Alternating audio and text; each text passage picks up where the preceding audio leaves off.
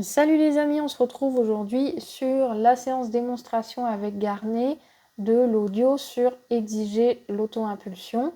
Donc c'est vraiment important que vous fassiez attention pendant toute la séance d'avoir le moins de contact possible avec la bouche, ne pas prendre le risque de bloquer le cheval avec votre main, mais qu'il soit le plus libre possible d'aller vers l'avant, surtout si vous avez un cheval qui est plutôt froid aux jambes.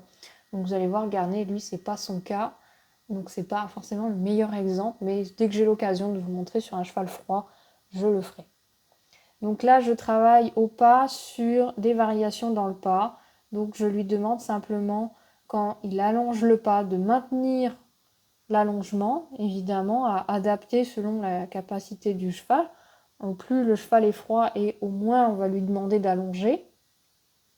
Voilà, donc là je fais l'allongement sur le grand côté et sur le petit côté, je reprends et je veux qu'il réponde, qu'il ralentisse un peu son pas.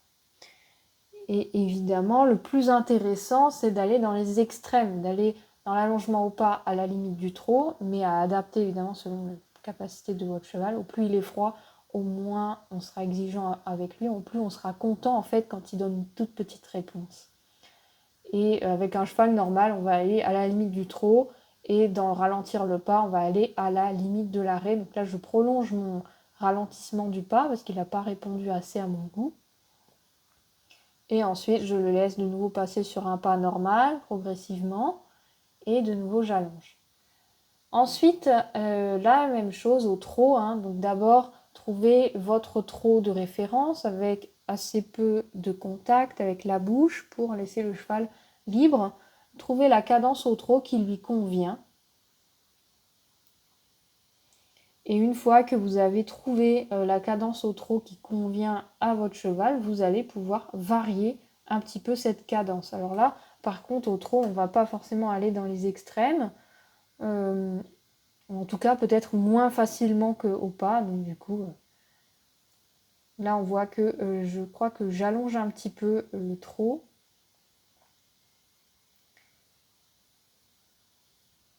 Donc à voir aussi si vous avez la place selon la taille de votre carrière, si vous faites petit trot sur les petits côtés, allongement sur les grands côtés. Moi, j'ai plutôt choisi de faire un côté où je ralentirai et un côté où je demanderai d'allonger. Et donc évidemment, tout ça en ralentissant avec les appuis d'étrier et en allongeant avec une action démolée en rythme avec le balancement des côtes. Donc là, j'ai allongé, il est un petit peu précipité.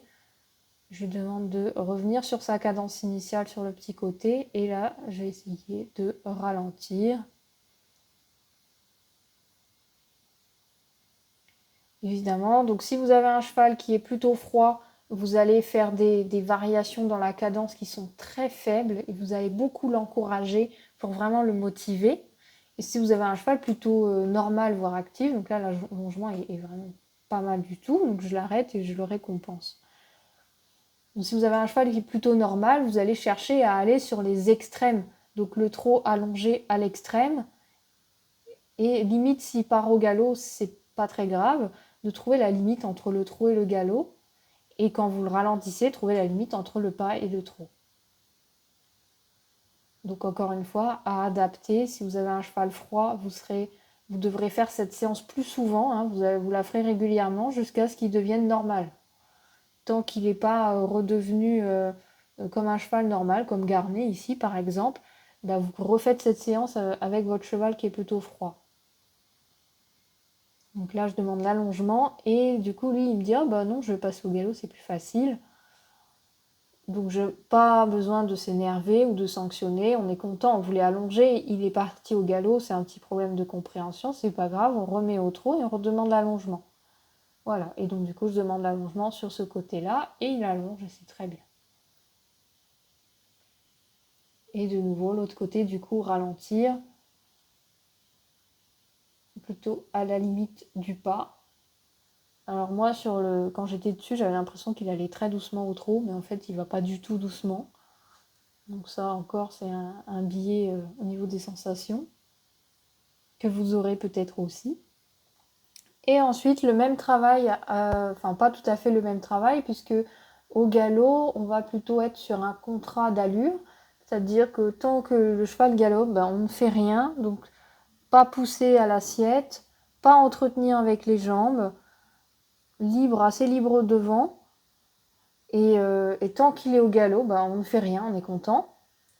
Et dès que le cheval perd le galop, et attention de pas. Donc, soit vous pouvez reprendre, soit quand vous sentez que le cheval passe au galop à 4 temps et qu'il va repasser au trot, soit vous attendez qu'il soit au trot pour sanctionner et remettre au galop tout de suite. Et le but, c'est que le cheval soit autoporteur au galop et que vous n'ayez pas besoin d'entretenir le galop pour qu'il y reste. Il doit se maintenir tout seul au galop sans avoir besoin de remettre des jambes.